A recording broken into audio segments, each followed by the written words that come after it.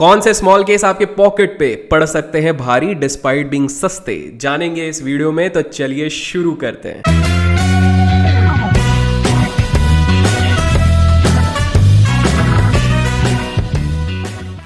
Small cases review show में आप सभी का स्वागत है। दोस्तों यहां पर हम रिव्यू करते हैं बिंदास all the small cases which are available, जहां हम बिंदास बुराई भी करते हैं और थोड़ी बहुत अच्छाई भी करते हैं। बोले तो एक बैलेंस बना रहना चाहिए, because we should know both the sides of the coin before investing are hard and money. हमको दोनों तरफ के पक्ष पता होने चाहिए। लास्ट वीडियो में मैंने आपको बताया था कि कौन सा स्मॉल केस से आपको कंप्लीटली दूरी बना के रखनी चाहिए, बिकॉज आपका वहां पर रिस्क बहुत ज्यादा होता है। तो अगर आप लोगों ने अभी तक वो वाला वीडियो नहीं देखा है तो मैं डिस्क्रिप्शन बॉक्स में लिंक डाल दूंगा, make sure you go and check it out, and उसके बाद आप वीडियो देख सकते हैं।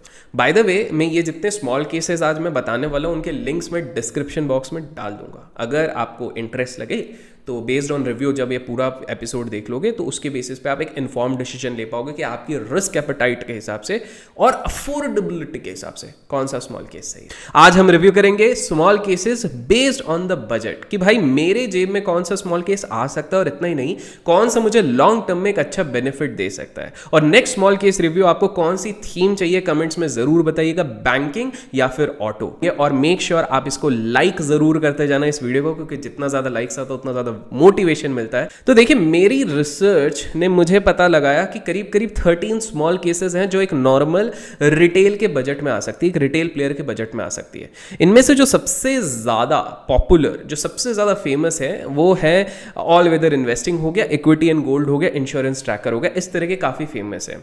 इनका जो SIP रेंज है वो करीब करीब 900 रुपीज से लेकर 22,000 रुपीज के हिसाब से है। और आज हम हिस्टोरिकल परफॉर्मेंस के बेसिस पे नहीं, जो सबको बताते हैं, हम प्रोबेबिलिटी के बेसिस पे बताएंगे। अब प्रोबेबिलिटी क्यों? बिकॉज अपन वो E=MC² वाले बाबा जैसी शक्ति तो है नहीं कि फ्यूचर प्रेडिक्ट कर सकते हैं। It is MC, but probabilities ठीक ठाक हम प्रेडिक्ट कर लेते हैं। तो we are going to talk case on case based on probabilities की कम बजट में आगे कौन सा परफॉर्म कर सकता है। मतलब एनीवन हु हैज 10,000 से 50,000 महीने का कमाते हैं वो सिर्फ बेसिस में इन स्मॉल केसेस पे इन्वेस्ट कर सकते हैं। अब मैं आपको यहां पर एक आइंस्टाइन बाबा का एक ज्ञान दे देता हूं। Always prefer SIP over lump sum. जब भी आप किसी भी इन्वेस्टमेंट क्लास का इन्वेस्ट करने का सोच रहे हैं और लॉन्ग टर्म के लिए सोच रहे हैं, तो आपके पास एक रुपी कॉस्ट एवरेजिंग का बेनिफिट हो जाता है अगर आप SIP मतलब हर महीना थोड़ा थोड़ा डालते हैं। सो इन 13 स्मॉल केसेस जिन्हें अभी तक मैंने एक एक करके मैं नाम लूंगा और मैं कहता हूं इनको पॉकेट फ्रेंडली स्मॉल केसेस कहूंगा। तो इसमें सबसे ज्यादा पॉपुलर जो चलता है वो ऑल वेदर इन्वेस्टिंग है, जो करीब करीब 4500 रुपीज के अंदर आता है। आप में से काफी सारे लोग इसमें इन्वेस्टेड होंगे, अगर हैं तो कमेंट्स में जरूर बताना। बट क्या ये हिस्टोरिकल रिटर्न के बेसिस पे ही, जैसे कि हर कोई इस चीज को समझाता है, हमको वैसे लेना चाहिए? बिल्कुल ना।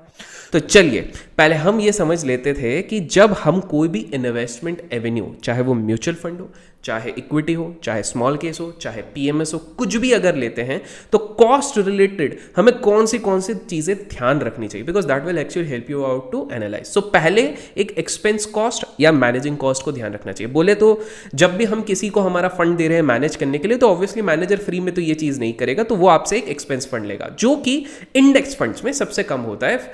म्यूचुअल फंड्स में एक एक्सपेंस रेशियो नाम की चीज होती है जो करीब करीब 1 से 1.5% रुपीज लेते हैं। PMS वाले 2 से 3% आपका कैपिटल पे लेते हैं और अलग से आपसे प्रॉफिट शेयरिंग का भी एक पार्ट लेते हैं। सो इस तरह, और वहां पर मिनिमम 50 लाख रुपीज आपके पास होना चाहिए। और वहीं पे स्मॉल केसेस में अगर आपके पास जीरोधा है, it's like 100 rupees plus GST। आप जितने बार भी आप SIP करोगे, वन टाइम आपका वो कॉस्ट लग जाता है if you are doing with Zerodha. तो cost and expense is basically यहां पर एक चीज है जहां पर आप बोलते हो चलो स्मॉल केस तो ठीक है, लेकिन देयर इज अनदर कॉस्ट जिसको बहुत बहुत कम लोग ध्यान देते हैं, और उसको मैं कहता हूं time cost. Let me give you an example. मान लेते हैं 2007 में आपने 590 के प्राइस पे भारतीय एयरटेल लिया। आज के टाइम पे वो करीब करीब 610 614 पे चल रहा है। तो स्वाभाविक सी बात है आपने गेन किया है, नो डाउट। और इस पे काफी सारे लोग पेशेंस का ज्ञान बांटेंगे, वॉरेन बफेट के 4 कोट चिपकाएंगे, देखो भाई patience give us return. But आप कमेंट्स में एक चीज बताइएगा, क्या वो व्यक्ति ने सही में वाइज डिसीजन लिया है? लेट्स से उसका नाम विनोद है, तो कमेंट्स में जरूर बताइएगा कि विनोद का एनुअलाइज CAGR कितना हुआ। ठीक है, उसने पकड़ के रखा, ठीक है, इन्वेस्टमेंट लॉन्ग रन के लिए भी किया हुआ, but don't you think Vinod को एक बेटर इन्वेस्टमेंट एवेन्यू मिल सकता था? What do you think? और same applies with small cases. ये कोई चीज़ आके बोलेगा नहीं, बट माना अभी ऑल वेदर इन्वेस्टिंग बहुत अच्छा रिटर्न्स दे रहा है। This is my take, okay. मैं भी यही बोलता हूँ कि भैया आगे भी देगा, कोई इशू नहीं है। सेफ रिटर्न्स अगर चाहिए तो वो चीज़ देगा, मैं इस पर कोई दोहरी राय नहीं दे रहा हूँ because of its components. But अगर मैं उसी टाइम पे एक हाई प्रोबेबिलिटी बनाना चाहता हूँ कि मेरे जो टाइम में लगाने वाला हूँ उस पर मेरे को एक रिटर्न अच्छा मिले, if I am planning to invest for 20 to 30 years, तो मेरे हिसाब से it is not the best one. So now some people will say अरे अभिषेक क्या बोल रहा है, सभी बड़े यूट्यूबर ने तो यही कहा था कि सिर्फ ऑल वेदर इन्वेस्टिंग में डाल दो, तो मैं क्या करूँ, मैं तेरे को कैसे मानूँ, एंड ऑल दो stuff will actually bounce into your head. But मैं ये नहीं कह रहा हूँ कि वो बेकार है, it is good, it is affordable, it is good, but मैं respect of returns in with respect to time की बात कर रहा हूँ।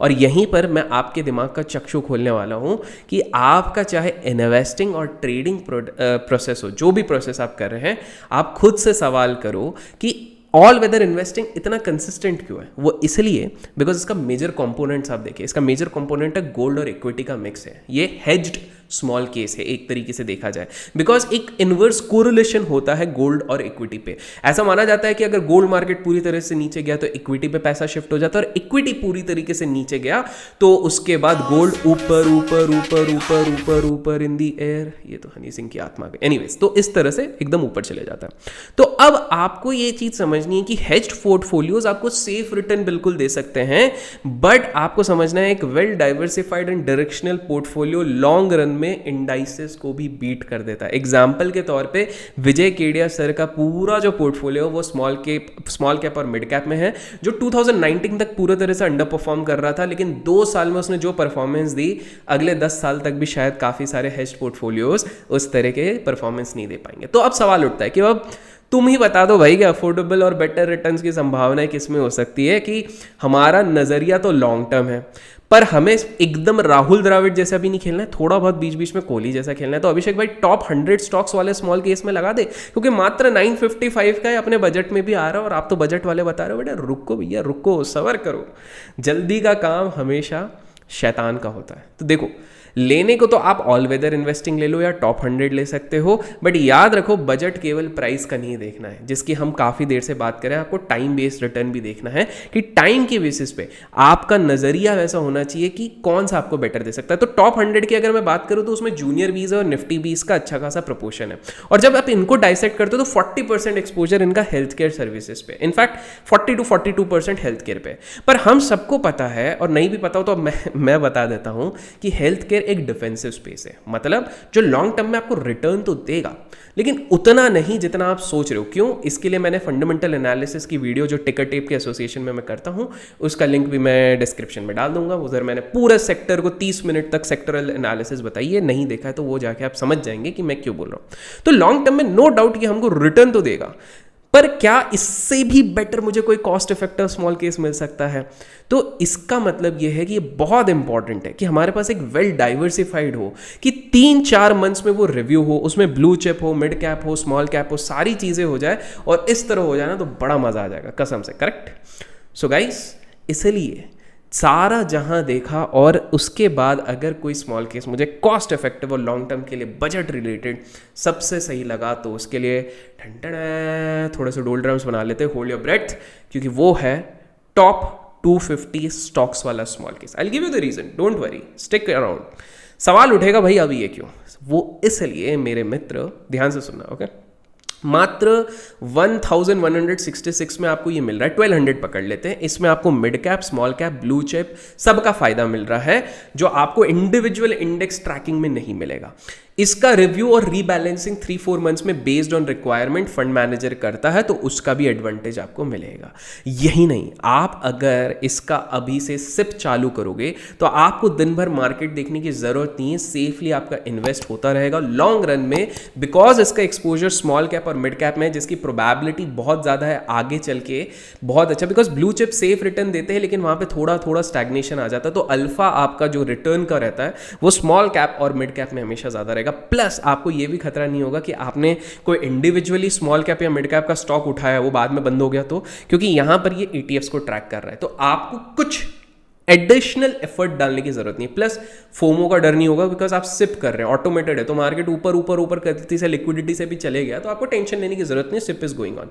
तो अब आप कहोगे मतलब अभिषेक अगर हमको सस्ता टिकाऊ लॉन्ग रन के लिए निवेश करना है तो तुम रैंक 1 किसको दोगे? तो रैंक 1 में दूंगा टॉप 250 को, उसके बाद मैं रैंक 2 दूंगा ऑल वेदर इन्वेस्टिंग को, रैंक 3 दूंगा इक्विटी और डेट को। तो अगर कॉस्ट एंड अफोर्डेबिलिटी की बात की जाए तो लास्ट रैंक में दूंगा FMCG ट्रैकर को। आप बोलोगे अरे भाई क्यों, 31,000 का है पहली चीज, दैट्स नॉट अ प्रॉब्लम।